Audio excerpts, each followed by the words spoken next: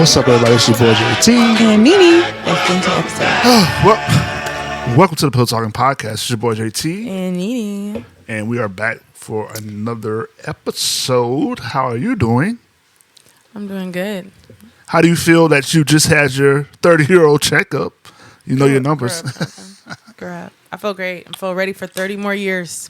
Hey, so we did a full panel blood test and checked ourselves, and I think it's good to kind of know your numbers. Yeah. Get out, go check on yourself, check on your health.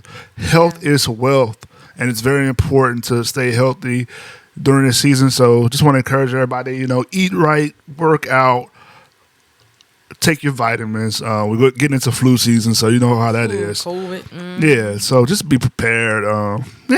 But let's just get into it. So I made a post on Facebook and did some numbers. I thought the post was common sense. I thought it was just, I didn't think it would have that much reaction. I thought people would just, oh yeah. What you talking about? The post about Cam Newton, the doctor. Oh, yeah. The interview. Yeah. So people, a lot of people were sharing it because they agreed with it. But then you had a lot of men who were sharing it was like they didn't like the conversation. So if you don't know Cam Newton, let me pull it up. I'll play parts of the video here. Let's see. And I'll have to add it in on our side. No. Okay, so here you go. You're trying to take my intentions away from this. Can I correct it? Or can I give you more? That's stupid. Hold on. That's super stupid. That's super stupid. That's super stupid. So, right. I'm not married, right? I have beautiful children. How many? 8.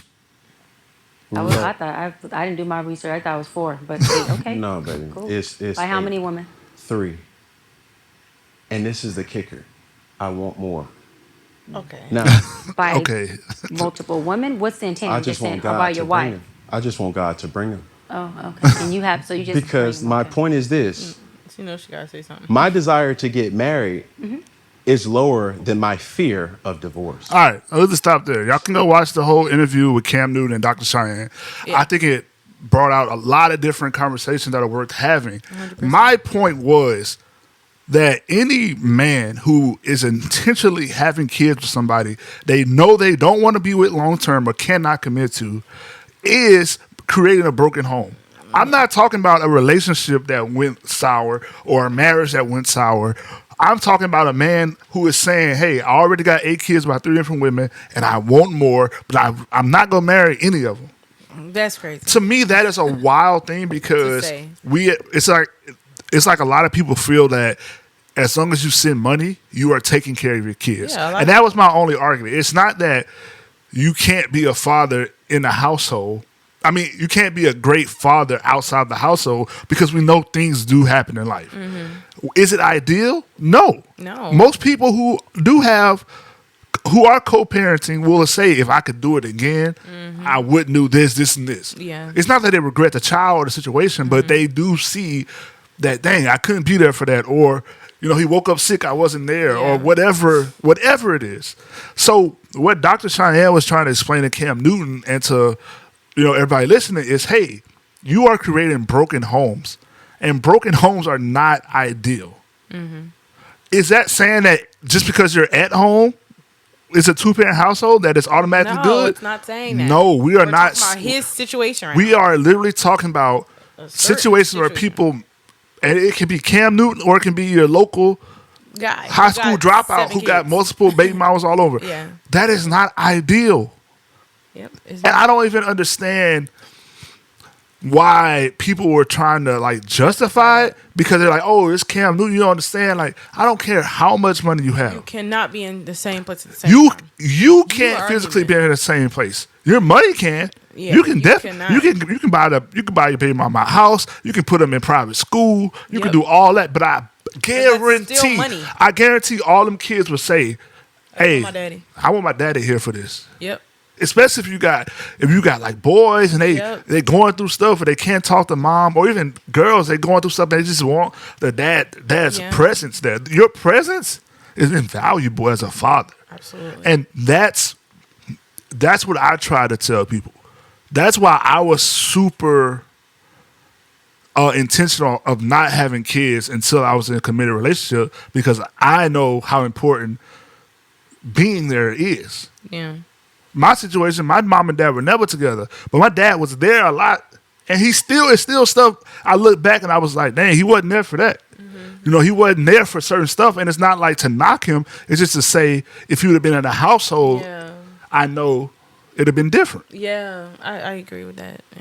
Because that's all even I'm though saying. he was a active father, Great dad. he didn't live with you. He didn't live with, so it's because stuff he I didn't ran live with you. It's stuff that I would run Stuff that into, he or just stuff missed. that would happen, and he doesn't live there.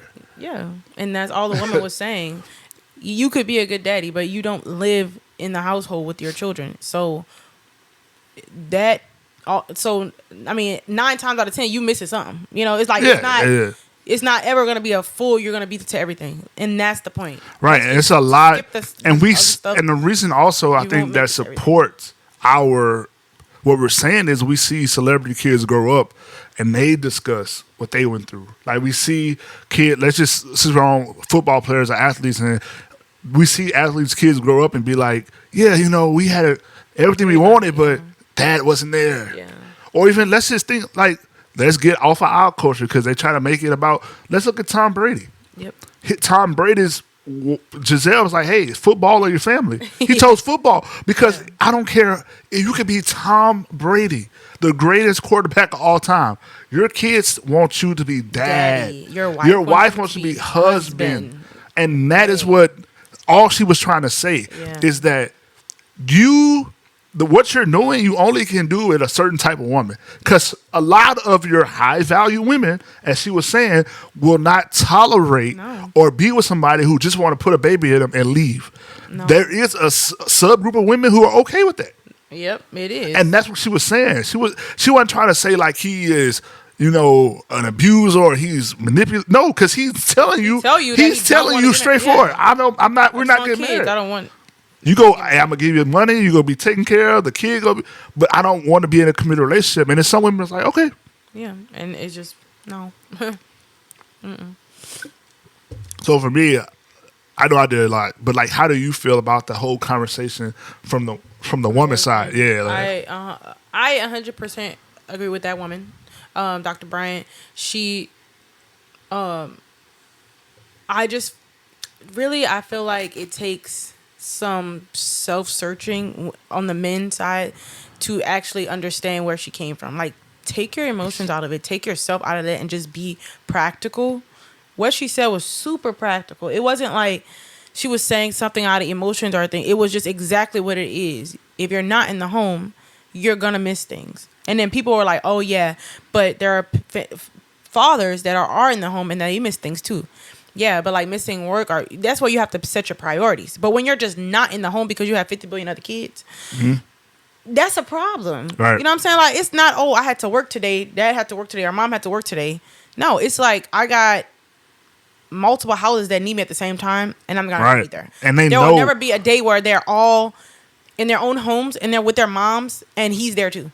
Right, or even when it's that weird stuff, like she was talking to Nick Cannon, where it's that weird stuff where you try to get all of them together at one time and do joint. I don't. Yeah, that's weird. I would not like that. I don't understand how.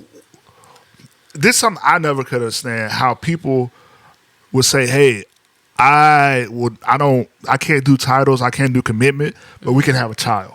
Because that's past all of that other stuff to me. That is past. Do you realize a child, as long as they're alive, like that can outlast a marriage. Yeah. Like you're being a father and a mother to a child will outlast. It's forever. Yeah. So I don't understand. You don't want to commit with a title. Yeah. But you'll commit with a child, and it's because we view children sometimes as if we're not together, then it is what it is. Yeah. We don't see it as a real. Yeah, like a real I'm committed thing. Like, to being a dad. Yeah. And I just from my personal perspective, and just my personal life, because I had a baby out of wedlock with somebody. That was like the fact that people can act like the kid doesn't matter, or like I'll have a kid, but I'm not married. That's crazy to me, because it's like I'm the total opposite. Like, I didn't want to have the child because I knew that this will connect me to a person forever, and that this was a thing that I was not gonna just let go. I'm gonna try to be the best I could be for this child. I don't care. You know what I'm saying? Like, and that's what I wanted to be reciprocated from the other party. And so it was like that was responsibility came to me. The first thing I thought, it's not like, oh, I'm just have the kid. Like, I don't. Everything else don't matter. Like the daddy being here don't matter. Like us being together don't matter. Like us having a life don't matter. As long as somebody's sending me money, I'm good. No, I don't want that. Like that, it's bigger than that. And I think people don't understand that. Like it's bigger than money. Like raising a child is just bigger than money. And like I feel like I'm glad that nobody put like religion into this, because a lot of times people be like, oh, you only say that because you're Christian. Are you thinking like that? But no. I'm glad the conversation was simply about just the family structure and how it works. The family structure matters in any way of life you're living. Like, and like I'm glad she took time to state what a broken home is and define it, and then say, I don't care how nice your broken home is, it's still a broken home. It's still a broken I don't care if you have a mansion, it's a broken mansion. Yeah. Because you're not there. Yeah. And also, and this probably should be the clip, I want to be crystal clear. I will never be self-righteous enough to judge somebody who has kids with somebody they're not married to or have multiple baby mamas, because I at one time was having sex before I was married. Yeah. So I will never be self-righteous and act like, oh, I didn't do nothing. I wasn't doing what you was doing. Yeah. It's just our results were different. Yeah. I never even had a real pregnancy scare. Yeah. And also, I never, nobody ever got pregnant until I got married. So I never want to look at it as I'm better than you because I didn't have kids running around. Because if you want to be honest, we could have all been in that situation. Because we all were, like college, we were all doing it. Yeah. Obviously not everybody, but for the most part. Yeah. So for me, I'm glad I got a grip on my life and chilled out and start being intentional with my dating and, making sure because it could have easily been me. Yeah. I could have easily had a kid or two. And not knowing, especially if you're doing it in a college, you don't know if they're going to move back home. Like, you don't know what it, so I could have had a kid. God knows, all over the world. So I'll never be self-righteous to judge somebody. My only thing is to give advice to people who have not gotten there, to say, hey, you don't have to go down this path. Yeah. Go talk to people who have baby mamas. They will tell you that is the worst thing to do. Yeah. So when I talk to younger people, I'm like, hey, I see how you moving now. This how it's going in. Yeah. Because it's nothing else. It's the same pattern. And the thing with Cam Newton and all these other guys is men look up to them like, oh, they got all the girls, they got baby, and they look up to that subconsciously. They just think, you get money, you get girls, you take care, you send money to your kids, you like that's not okay. No, I don't like that, and that's not and I feel like we just have downplayed the father role in our society because of money. Money money, and then the daddy. It's like money is, and not only did we downplay it, we it became almost like just a thing, like a trend, a trend of I'm this rapper's baby mama. Oh yeah, people take pride in that. We've made baby mamas. I do not their brand is I am the mother to this rapper or this basketball player. Yeah, like they be like such and such baby mama. Like what? And we have made that cool an influencer. Yeah. And what do they influence? Yeah. And so they are even so. If you look at the flip side, they are teaching girls to say, yeah, go find a man with money. You're going to be good. Just have his baby. Look at our life. Look at our life. We balling. I'm on vacation. I'm getting my body done. I'm getting this and that. But the whole time, don't have no daddy at home. The whole time, it's never about the kid. It's never about the kid. Like, ask the kid what he wants. That's what I'm saying. That's it, man. That conversation, I'm so glad. I'm so glad that it was somebody who was educated enough to know how to approach this topic, know how to approach Cam, keep his guard down, enough to get stuff out without it turning into just an all out hostile because environment. I've seen where these conversations go left quick. Oh yeah. And they never get to the root issue. I could not believe she got through to him. That was amazing because you know how he just seems puffed up sometimes. Yeah, I mean, it comes with it. Like guys, we Yeah. naturally have ego, especially when you have money. It naturally Especially have when a you big take pride in ego, yourself and that also. especially when you're one of the greatest athletes of all time. Yeah. Especially when you're literally, we call you you're a superhero, like you're a Cam Newton. So I'm glad they were able to have that conversation. So I don't know, I appreciated the dialogue. I appreciate her too. I'm glad she was strong enough and like firm in her beliefs also to Right. be like, nah, I'm Right. not backing down. You know, that was great. Yep. Somebody had to do it. Somebody had to do it. Like somebody had to do it. It's getting out of hand for real. Right. You know what's getting out of hand? Politics. Who you tell? We have an election coming up, and it's just like, what are we doing? It's just Like what are doing? we have a candidate drop out for the first time. Mm-hmm. We have a vice president running for president while still being vice president. We have somebody who was president running for president after losing and being convicted as a felon. Right. Like, what are we doing, are we doing? here? Like, Yeah. it's like And so. that's all we have. Literally. For us, for me, I've always been of the mindset of I'm an independent, but I'm a conservative person. Yeah. Obviously, I'm not. I will personally say, and I don't care what anybody says, you can't. When I say I don't like someone, their personality or their character, you can't make me say, "Oh, you should like them." Because, like, for example, I'll say, "Hey, I don't like Trump's personality, his character." Yeah. Oh, that's why you should like him. We keep it real. He might not like what he say, but you should like him because he keep it real. No, What? I He doesn't keep it no, real. I don't. No, I don't like that character. I don't like that character. That's a character flaw to me. Yeah. I'm sorry. Okay. Like, it's not to me. It's not okay. Like, Not. now, is his character reflective of his policies? Who knows? Right. I don't know. Can you separate the two? I don't know. It depends. Because that's the conversation that you got to have when you look at the other side. Because then you have, That's right. so now you have, the VP, you have Kamala Harris, you have Tim Walz, and now you have to look at them and you're like, okay, do we like them?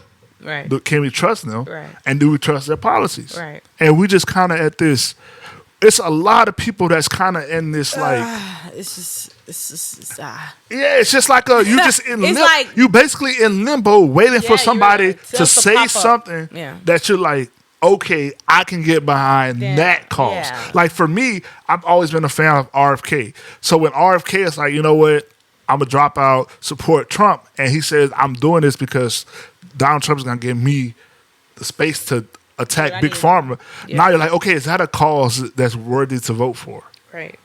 And then so it's like every day you're just sitting there waiting, Like, trying to and figure waiting out- because all they want to talk some about clarity. is just the talking point. The talking points are so like low hanging fruit. It's like, okay, if I hear border control or abortion again, these are two topics that we know they're just talking about to talk about. Because yeah, Like, abortion. Like nobody even like. Come on now. like That's a very small amount of. and that's- unless they're talking about like we're gonna federally ban it. Yeah. Now that's a new conversation, Right. where it's like it's gonna be banned. But otherwise, it's either the states gonna have control over it, or the like. Why are we talking about that? Like, can we get to the serious issues? That's what I'm saying. Let's get to the policies that's gonna affect our kids and our kids' kids. 'Cause that's what we should be talking about. Yeah. But what happens is you can't because, and this goes to both, in my opinion, both candidates. Kamala is a person that she is very, I would say as an attorney, she's very scripted in all her responses. So every question is almost like, let me think about it, let me get back to it, and give you a scripted answer. Yeah. So you never just get like an off the cuff, hey, what do you think about the economy? It's always like, and pause, let me think, because that attorneys naturally, that's what Yeah. they do. They think about it. They're very proactive instead of reactive. Then you have Donald Trump, who's reactive. Yeah. So you'll ask him a question, he'll be like, "I don't like how you said that, you ugly person," and he'll talk about you instead of the question. Facts. So it's like, how did we get here? how did we get here? How did we get here? So for me, I'm still in a place where it's just like, I guess I'll wait till the debates. Right, because I don't know. Like, people ask me, I'll be like, I don't know. But Child. more honestly, I'm just more, when it comes to our state, Louisiana, it's more so about our governor, the stuff that he's doing. Because, like, if you haven't been paying attention, if you live in Louisiana, there's been a lot of changes in, like, mandatory 85% of your sentence you get. There's more like higher. He's very strict on crime. Yeah. So you just could bond out or get you serving 85% of your time. Yep. You can be charged as an adult. Like this is no longer a game. So that is those are the elections that affect us day to day. For real. Yeah, your everyday life and your kids. Yeah. So. Yeah. Politics is crazy. It's hard to even, cause like every time you do research, and it's like, okay, you get to a good point, then it's like, well, like something else.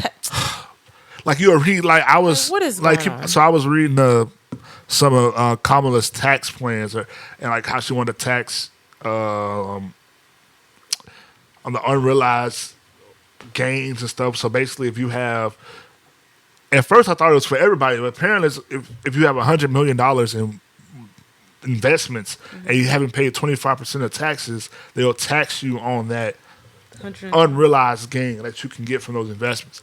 So for me, I'll be real with you, I'm not there yet. I don't have 100 mil. Yeah. Matter of fact, I may know 2 people that have 100 million in assets, and one is a very well-known attorney that I work with, through my job. I'm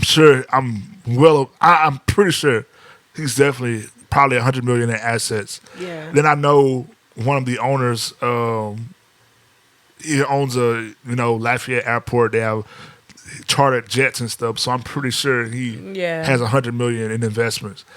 But beyond them two, and so for me, when they're talking about this stuff, I'm like, how does it trickle down to us? Like, what does that mean? Does that mean the people who make 100 million are not going to invest more? So now the stock goes down and that affects everybody it's like else? You got to do all this like deep dive thought about. It's like, it's exhausting. It's tiring. Ticking, but you do the work, you do the research, and you try to make the best decision you can. So that is our advice to you all. Yep. You want to know who to vote for? Do the research. Make the best decision you Find out what you care about, what's best for you, your family, community, your people. Yep. What your values, what you believe, and go with it. Roll with that. That's what I would encourage you to do. That's all you can do. Yeah.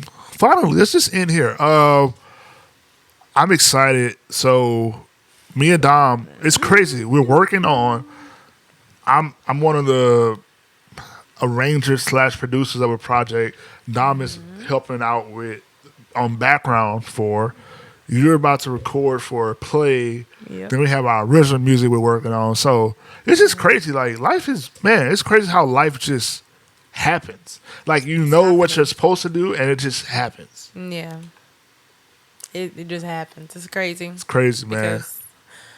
It's just crazy, especially just timing. You just don't be knowing. Yeah, man. Just be having to be ready. Gotta be ready, bro. And stay ready. Really for us, I feel like we've been doing a lot of together. We've been really kind of breaking down what we believe and why. Yeah. And I feel like now that we are really getting into our spiritual walk together and kind of making sure we align on what we believe, why we believe it, learning the Bible in its proper context, learning, what God promised and what he didn't promise. Yeah. And now we change our focus and now we're not disappointed. Now we're hopeful. Yeah. And now I feel like life is starting to make more sense now because I agree. We have learned what we should be doing and not be doing. Yeah. Because, it's times when, and probably for me earlier, it was way earlier where, you'd be upset at God because you think he promised all this stuff and guaranteed certain stuff. And you'd be naming and claiming stuff and then you realize that's not what we were supposed to be doing. Yeah. And then when you realize, okay, I was supposed to be doing this, and this, and when you start doing that now, okay. I see. I was wasting time because, I was doing stuff that I wasn't supposed to be listening doing, to my own or self. believing stuff I wasn't supposed to be believing. Yeah, or doing something that other people were doing, but that wasn't for me. Right. But yeah. So saying all that to say, we're still out. I guess I'll ask you all, what is the best way? You can make this a clip. What is the best way for us to have Bible conversations without it turning into all out chaos? Because we want to be able to talk about things that we don't understand or we thought we understood. Yeah. Go through it with you all. Yeah. But I don't want the chaos of the foolery. The foolery. Like, how do we have to do it in a closed group? Would that help? Like, we just want to commune. Should we do so? Should we start like a group of younger people or our age where we talk about this stuff? Did that just? Oh, it just died. That's fine. We'll finish it. But anyway, do we do that or we just like what do we do? I think that I don't know. I feel like that we can. Whatever we do, I believe that we just need to be the mediators. Like, we have to be in control. Right. But I think that if we just put it out there that we're not doing that, like doing anything, I feel like we just talk about it. We can talk about it, but talk about it from not instructive standpoint, but just a life, just a life. Just talking about our experiences and things that people go through. Yep. Okay. Yeah, like sharing as friends. Just know it's coming. It's coming. We working on it. It's coming. It's coming. It's been on our hearts. It's coming, guys. Yep. Well, it's another episode of Pill Talking Podcast. We appreciate you all. Thank you for tuning in. Thank you for listening to our podcast. Yeah, I can't believe people download our stuff and listen to it. That's weird. I know, that's so crazy. But thank y'all. We appreciate it. It's crazy. Thank you guys so much. Good night. Good night.